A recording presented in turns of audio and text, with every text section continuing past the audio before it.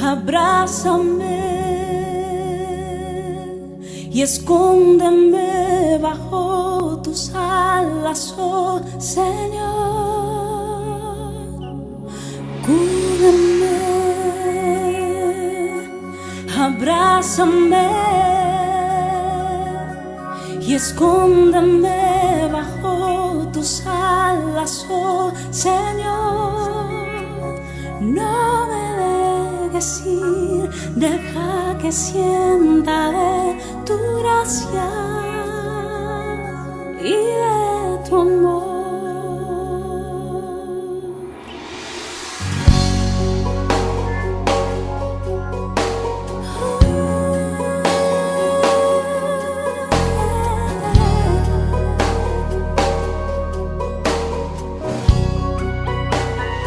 Buenas tardes, queridos amigos de este programa. Como digo casi toda la semana, ha escogido el mejor canal y el mejor programa. Lo siento. Queremos felicitarte por estar pendiente a esta hora de ver Costa Noroeste. Costa Noroeste tiene mucha programación, pero tenemos esta nuestra que es Sembrando Esperanza. Queremos llevar un mensaje de esperanza a tu casa. Queremos llevar un mensaje de esperanza a tu corazón.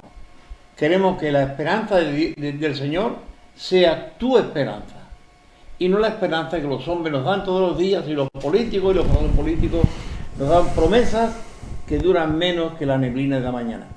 Así es que te digo, en esta tarde vamos a tener un programa muy bonito. Es un programa de testimonio como venimos haciendo. Una vez son gente jóvenes y otra vez son gente más mayores. En este caso un hombre ya más maduro, no es un chavalito como otras veces. Pero bueno, la idea no es la misma, es que ellos te cuenten cómo llegaron a conocer a Jesucristo, qué ha significado Jesucristo para ellos y cómo viven la fe. Serán tres temas principales que vamos a tratar en esta tarde con nuestro invitado, que es don Pedro Blanco Gómez, natural de Barbate. Sí. Y últimamente residiendo en el puerto. Llevo en el puerto más tiempo que en Barbate. Así que es más del puerto o portuense que Barbate. Pero Barbate lo tengo en mi corazón. Hombre, donde jugaste por primera vez. Ahí. Bien, él es enfermero, así se llama él, es enfermero. Y aunque este nombre ha cambiado pero él sigue siendo yo soy enfermero, y punto. Es casado, tiene 5 hijos. Como dije, natural de Barbate. Y bueno, vamos a preguntarle un poco sobre su vida. Esto no es meternos en lo que no nos importa. Queremos que él nos cuente cómo ha sido tu relación con el Señor prácticamente en estos años que él lleva en la iglesia. Pero antes, fuera de cámara, hablábamos un poco del tema este. ¿Cómo fue tu juventud, tu adolescencia? ¿Fuiste conflictivo de guerra, de pelea, de todo eso? ¿O simplemente fue tu familia, una familia más o menos por derechito, que te dio buena educación? ¿Cómo fue todo eso? Bueno, yo, como tú has dicho, nací en Barbate. Desde que yo tengo uso de razón, pues recuerdo la zona donde yo vivía. Yo me crié entre el río Barbate y la playa. Es decir, mi padre llegó a Barbate en el año 40 y tanto, como maestro mecánico de fábrica de máquinas de conserva. Estamos hablando del Consorcio Nacional Almadravero, y allí se trabajaba con el atún. Es decir, el consorcio tenía una almadraba, la almadraba pescaba el atún, llegaba allí a puerto, allí lo llevaban a una zona donde se despedazaba y eso, después ya el proceso de cocido, de trabajar el atún, meterlo en lata, y mi padre era el responsable de que las latas estuvieran bien cerradas, de que las máquinas funcionaran bien y eso. A mí me gustaba ver aquello, y cuando había la temporada de almadraba, pues me gustaba ir al consorcio, ver cómo trabajaba y todas esas cosas. Bueno, allí fui creciendo y habíamos muchísimos chavales, entonces teníamos nuestros partidos de fútbol en la playa, el verano era la playa que la tenía detrás de mi casa, fue un tiempo muy bueno. De vez en cuando hacíamos guerrilla con otros barrios, algunos salían con una herida en la cabeza porque nos tirábamos piedras con los tirachinas, era, yo qué sé, era una forma de divertirnos en aquella época, después todo el mundo éramos amigos. Y ya fui creciendo, entré en el mundo que me gustaba, la música, los Beatles, los grupos de aquella época, tocaba la guitarra, nos reuníamos los amigos a escuchar música. Claro, mi educación básicamente fue una educación a nivel religioso, una educación, mi madre era católica, mi padre en aquel tiempo era ateo, él no era creyente, pero era una persona muy estricta, era un hombre muy recto, educado también por mi abuelo, que era una persona muy estricta. Mi padre nació en Portugal y ya de Portugal se fue a Ayamonte y Ayamonte Barbate. Yo me formé pues estudiando en el colegio, empecé la primaria y ya me fui formando en una academia particular, bachillerato, y ya a partir de ahí, bueno, pues salí. Claro, en aquel tiempo tú tenías una formación católica, ¿no? Porque era la que mi madre me había enseñado. Hice la primera comunión, la confirmación. Como ocurre siempre, conforme tú vas creciendo, es decir, te vas alejando un poco, hasta que llegó a Barbate unos frailes, unos franciscanos, que venían con una perspectiva distinta, ¿no? a los... Hubo un tiempo de eso, que yo recuerdo, sí, que venían, le decían los misioneros. Misioneros, misioneros. Los pueblos dando su... Misioneros, porque Barbate era tierra de misión. Es decir, Creo que también tuvieron esta tierra de misión. Rota, me recuerdo. Sí. Chipiona tenían el convento. Bueno, pues Barbate era tierra de misión porque los pescadores no querían saber nada de los curas. Decían que si tú veías a un cura cuando ibas a pescar era mala suerte. Decían los pescadores, eran supersticiones, ¿no? Y vino un grupo de misión y empezó a trabajar con los jóvenes. Crearon el movimiento Juventud Franciscana y allí pues teníamos muchas actividades. Aparte de eso teníamos nuestra formación también religiosa, estábamos chicos y chicas y allí, por ejemplo, conocí a la que hoy día es mi esposa, Manoli. La conocí allí, la madre de mis 5 hijos y que todavía me aguanta. ¿Cómo te fue en la universidad? Cuando yo llegué a la universidad, pues en aquel tiempo, en principio... ¿Tú traías el bagaje de los franciscanos? Sí, de los franciscanos, claro. Yo entré allí, pues, a estudiar enfermería, que en aquel tiempo se llamaba ayudante técnico sanitario, y después se llamó diplomado universitario de enfermería. Pero yo sigo diciendo que yo soy enfermero. Además, ha sido algo que me gustó desde siempre. Allí en la fábrica de mi padre había un practicante, que se llamaba aquel tiempo practicante, que tenía un botiquín, y yo iba a ver a mi padre y me iba al botiquín, porque me gustaba hasta el olor del sitio. Pero bueno, estudié enfermería, claro, aquella época fue también una época complicada, ¿no? Porque había mucha revuelta con el tema de la política, gente que hablando de los años 70, yo empecé en el 75, en el 76, 77 más o menos. Había un tiempo de revuelta, yo me involucré algo en ese proceso, yo entregando panfletos subversivos en otra escuela que había al lado, que era una escuela de magisterio. Pero claro, después tú vas pensando y tú dices, bueno, si yo me implico, porque hubo compañeros míos que eran de Juventud Franciscana del Puerto Santa María, con los que yo me relacionaba también, que se involucraron mucho y al final terminaron en la Dirección General de Seguridad en Madrid. Y eso no es de excursión, sino ya sabemos a qué iba. Entonces yo, claro, dije, no, yo quiero hacer mi profesión, me quiero casar, quiero tener hijos y no seguir por ese camino. Pero siempre estaba ahí, como yo digo, siempre estaba ahí el tema de las creencias, ¿no? El tema de la fe. Y yo seguía buscando. Yo había dejado ya el tema de Jufra. El tema de Jufra se cerró porque hubo jóvenes de Jufra que se involucraron en este proceso de línea política, exactamente. Se cerró y yo me quedé un poco como huérfano, ¿no? Entonces yo quería encontrar pues algo que me sirviera para llenar mi interior, que no lo notaba vacío. Y yo pues me empecé, ya después me casé muy joven, Manoli se vino de Barbate al puerto, nos involucramos en grupos de matrimonio, pero no me llenaba. Y me contaba antes que tuviste una tragedia en el mar. Y ahí tú le prometiste al Señor darle la vida. Eso fue. Todo. Eso fue. Bueno, pues yo empecé a tener hijos, como yo digo, 1, 2, 3, 4, 5. Y yo decía, Dios mío, yo tengo que tirar para adelante, tengo que trabajar. Es decir, yo trabajaba en aquel tiempo en la clínica del doctor Frontela, que ahí se llama Santa María del Puerto, y me busqué por empleo,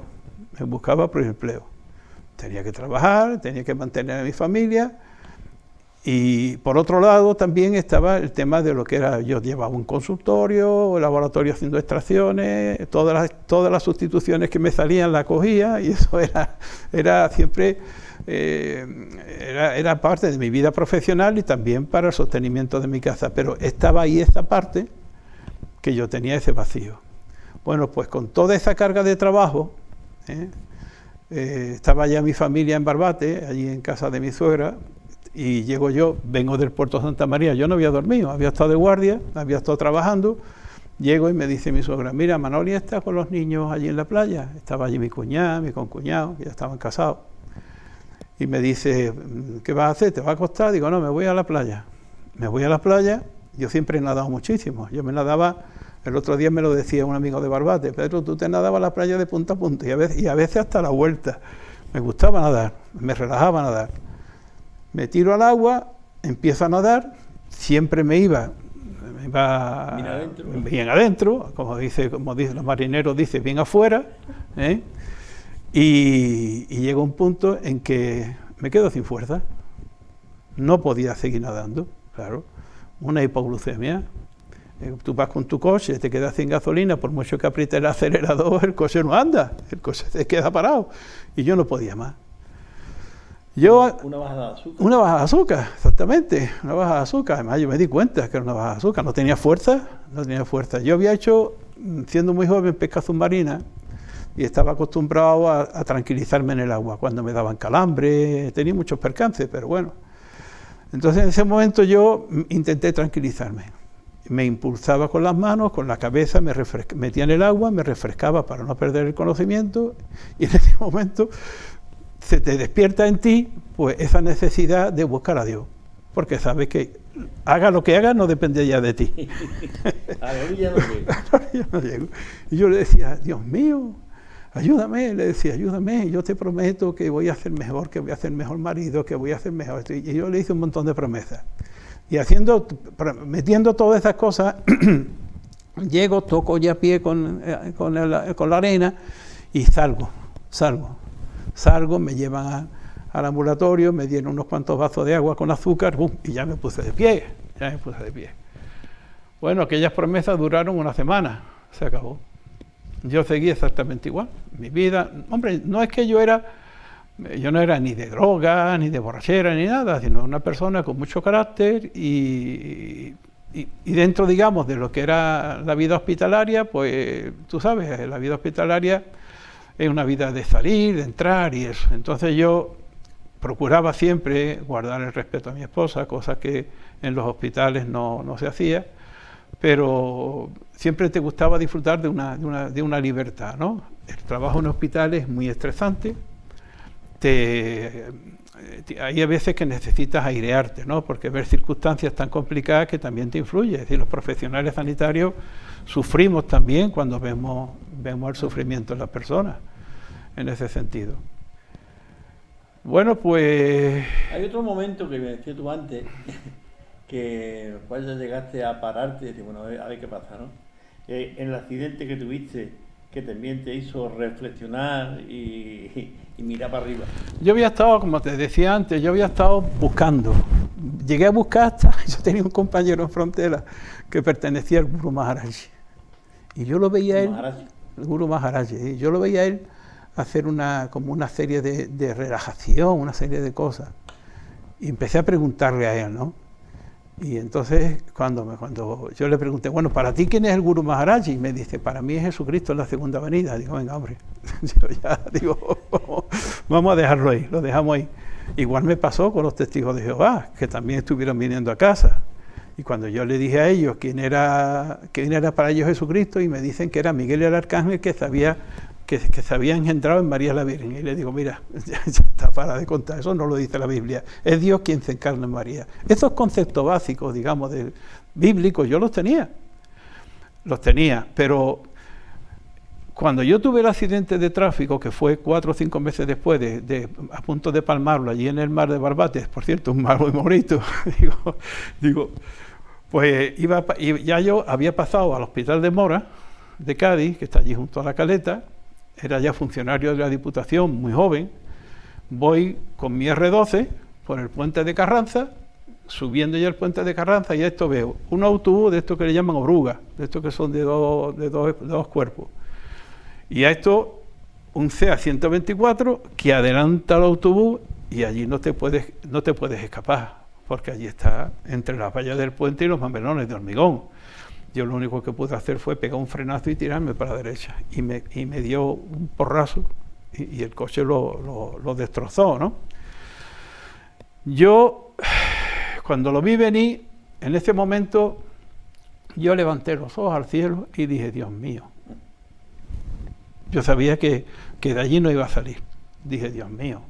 Fue como si tú respirases. Es algo involuntario, es decir, no es algo que tú lo tengas premeditado, sino que es involuntario. Eso te sale. Tú respiras y no piensas que estás respirando. Yo no lo pensé, sino que fue algo que dije, Dios mío, ¿entiendes? Porque yo sé que si morimos tenemos que ir a Él, pero lo que no sabemos cuál es el camino, y sobre todo aquellos que hemos sido educados en una religión. No sabemos el camino, sabemos principios religiosos, pero no el camino. En ese momento yo el camino no lo sabía. Entonces en ese momento paró todo, y estaba yo dentro del coche, el coche humeaba porque se había roto lo que era el radiador y eso, y bueno, el coche destrozado. Abro la puerta, salgo, pararon varios coches, y paró un vehículo. En aquel tiempo había mucha gente que eran radioaficionados, y vinieron las ambulancias, 2 personas que venían de acompañante conmigo, se las llevaron al hospital, y llegó el guardia civil con la furgoneta de atestado. Claro, este hombre dice, ¿dónde está el conductor? ¿En el hospital? Digo, no, el conductor soy yo. Le dije, ¿usted es el conductor? Digo, sí. ¿Usted ha visto cómo está su coche? Digo, yo no lo quiero ni mirar. ¿Usted tiene algo? Digo, mire usted, yo tenía un rasguñito en el tobillo, algo así. Digo, no, usted, yo no tengo nada. No tengo nada. Dice, mire, es la primera vez que yo veo un accidente como este y el conductor sale ileso, como ha salido usted. Digo, bueno, pues yo aquí estoy. El otro conductor, claro, el habitáculo suyo quedó totalmente íntegro, porque él golpeó con la otra parte. Sale del coche, nos meten en la furgoneta y nos hacen soplar el alcoholímetro. Yo di negativo y él dio positivo. Bueno, pues pasó toda esa historia y claro, ya te metes en la dinámica de los seguros, que si el coche, que siniestro total, que si no sé qué. Pero hubo un momento en que yo sentí un vacío muy grande. Yo sentí un vacío muy grande. Es decir, yo me había quedado sin pilares, en los pilares que yo tenía en mi vida, que era yo mismo. Yo tenía mi profesión, gracias a Dios tenía un buen sueldo, mis hijos estaban bien, mi casa bien, pero en ese momento yo me di cuenta de que los pilares que yo tenía para mi vida habían desaparecido. ¿Y qué hago? Pues además también la inseguridad de que si yo hubiera muerto en el accidente que tuve nadando, o si hubiera muerto en ese momento, yo tenía sentimientos de eternidad. Digo yo, bueno, ¿y yo dónde hubiera ido? Claro, porque tú echas cuenta y tú miras tu estado de cuenta de obras buenas, y yo no tenía, era negativo, yo no tenía muchas obras buenas. No tenía esa cosa de decir, uy, yo he hecho esto, yo no. Que la religión te enseña que tus buenas obras te van acercando Claro. Si tú ves que no tiene muchas buenas obras, y tú, pues, Claro. estoy lejos. Pero que tú ni siquiera sabes qué saldo necesitas para llegar a Dios, no, que no lo sabes. Es decir, ¿qué te está pidiendo Dios? ¿Qué saldo tienes que tener tú de buena obra para llegar a Dios? Es que no tienes ni idea, no lo sabes. Porque además tú sigues pecando. Tú sigues pecando. Entonces yo, pues aquello, la verdad que me entró miedo. No miedo a morirme, sino miedo a lo que ocurriría después de la muerte porque no estaba seguro. Bueno, ahí influye también una persona en el sentido de que me ayudó un poco a encontrar una esperanza, ¿no? Yo tenía una esperanza en Dios, yo tenía una vecina que cuando hablaba conmigo de Jesucristo, yo decía, bueno, yo que no soy tan malo, le decía yo a ella, yo no robo, yo no mato, yo no soy tan malo, decía, y me decía, no, tú no eres bueno, me decía, y a mí eso no me sentaba bien. No me sentaba bien. Claro, bueno, pues hablando con ella, y ya empezó a hablarme de Jesucristo, en este tiempo yo cambio de domicilio, vivo en otro lado del puerto, ella me visitaba, me dejaba algunos folletos, y sobre todo cuando empecé a leer el Evangelio de San Juan, lo primero que yo descubrí ahí fue que Dios, como dice Juan 3:16, ¿verdad? Porque de tal manera amó Dios al mundo, que dio a su Hijo unigénito, o a su único Hijo, para que todo aquel que en él crea no se pierda, mas tenga vida eterna. Entonces yo digo, ¿que Dios me amó? Y yo dije, ¿cómo puede amar a Dios una persona como yo? Yo tenía un carácter muy fuerte. ¿Cómo puede amar a Dios una persona como yo? Es decir, yo me quedé asombrado, digo yo, porque claro, hay un momento en que tú empiezas a analizarte a ti mismo y tú ves cuáles son tus errores, ves cuáles son tus deficiencias en el carácter y todas esas cosas. Y yo digo, que Dios me ama. Y encima Dios me ama tal como soy. Yo no puedo comprender ese amor, decía yo. Hay una frase de Groucho Marx que decía, yo nunca pertenecería a un club donde admitieran una persona como yo, decía Groucho Marx. Él se conocía y yo me conocía. Yo decía, ¿cómo es posible que Dios me pueda amar a mí?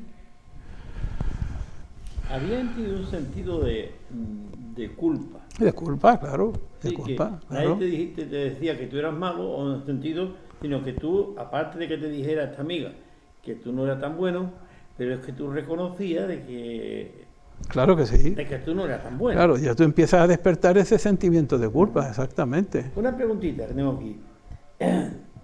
¿Cómo ves tú o sientes tú la presencia de Dios en Jesucristo? Bueno, nosotros fuimos siempre educados en el aspecto religioso, que está Dios Padre, Dios Hijo y Dios Espíritu Santo. En ese momento tú empiezas, aunque es imposible llegar a explicar lo que nosotros conocemos como la Trinidad, pero en ese momento tú empiezas a intuir. Intuye que hay un plan de salvación. Eso lo ves, tú empiezas a estudiar la palabra de Dios y te das cuenta que desde el principio, cuando ya empiezas a leer, a buscar, porque yo empecé a buscar también en el Antiguo Testamento, y tú ves que en el principio, en Génesis 3:15, cuando ya el pecado original y Dios aparece en el paraíso, entonces le dice, pondré enemistad, le dice la serpiente, entre tú y la mujer. Porque de ella saldrá el que te pisará la cabeza y tú solamente le harás una herida sin importancia, es decir, le morderás en el talón. Ahí ya tú empiezas a ver cómo el plan de Dios empieza a fraguarse a lo largo de la historia bíblica y a lo largo de la historia del hombre. Es decir, porque la Biblia es un libro que se tarda en escribirse aproximadamente 1500 años. Entonces tú ves cómo Dios empieza a mostrar ahí, y como dice la palabra, Él se lo fue mostrando a los profetas poco a poco, hasta que llegó el tiempo de la revelación en Cristo. Es decir, yo veo que Dios, como dice la palabra de Dios, es decir, que Dios estaba en Cristo reconciliando al mundo consigo mismo. Dios se hace hombre. Era necesario que un hombre perfecto por amor a la humanidad, ¿eh? Dios lo hace por amor a la humanidad. Que es un hombre perfecto, pagase la deuda que teníamos con Dios, pero que pagase la deuda por todos los hombres. Por todos los hombres. Por todos los hombres. Pero hacía falta un hombre perfecto. Exactamente. Que no tuviera que pagar nada por él mismo. Uh-huh. Entonces, ¿qué hace Dios? Dios se hace hombre en María, Dios se encarna en María. Y entonces nace ese hombre perfecto, que al principio tuvo su desarrollo como cualquier ser humano. Como un hombre. Como un hombre, exactamente, como cualquier ser humano. Tuvo su desarrollo.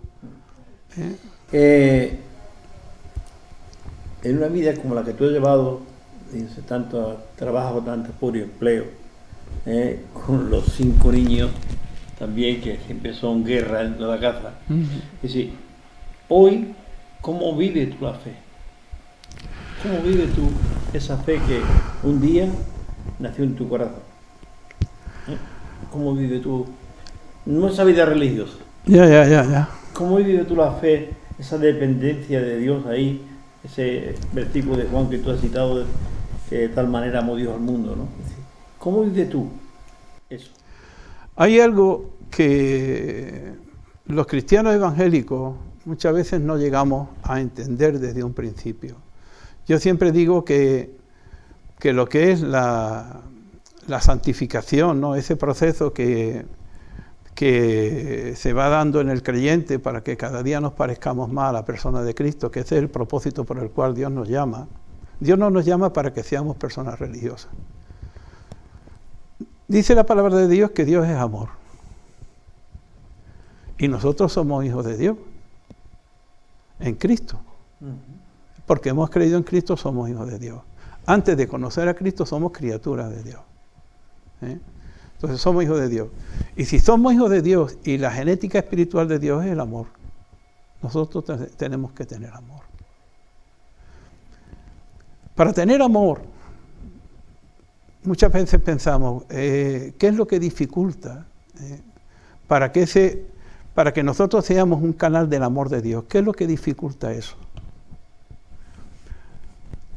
Es decir, el mayor problema somos nosotros mismos. Somos nosotros mismos. Es decir, mientras que nuestro yo no quede crucificado con Cristo, como decía el apóstol Pablo, en Gálatas 2:20, con Cristo estoy justificado y ya no vivo, estoy crucificado y ya no vivo yo, mas vive Cristo en mí, decía el apóstol Pablo. Es decir, eso es algo que tenemos que aprender y llegar al convencimiento que aunque el Espíritu Santo vive en nosotros, porque la promesa de Dios es que si creíamos en Cristo, como dijo en Juan 6:36, que cuando dice, el que cree en mí, de su interior correrán ríos de agua viva, y dice Juan, eso decía del Espíritu que había de recibir el que creyera en él. Tú recibes el Espíritu Santo. Esto para mí fue otra explosión, como yo digo. Yo me miraba a mí mismo. Yo decía, ¿quién soy yo para que en mí viva el Espíritu Santo? Claro, al principio tú piensas en los dones del Espíritu Santo, pero te olvidas que el don de donde parten los demás es el amor. Y para eso tienes que morir. No morir físicamente, pero tienes que morir a tu yo, a ese yo egoísta que piensa en sí mismo. Y yo, a lo largo de un tiempo, porque ahora mismo nosotros, Manuel y yo, pues dedicamos nuestra vida a predicar el Evangelio. No tenemos una conexión total con ningún grupo ahora mismo, porque, digamos, la congregación donde nosotros nos reuníamos en el puerto desapareció. Entonces nosotros ahora procuramos, pues, compartir el Evangelio, hablar con las personas y sobre todo hablarles del amor de Dios y mostrar ese amor a las personas. Mostrar el amor a todos, como lo hizo Jesucristo. Sin discriminar a nadie, sin juzgar a nadie. Jesucristo dice, yo no he venido a juzgar al mundo, yo he venido a salvar el mundo, decía Jesucristo.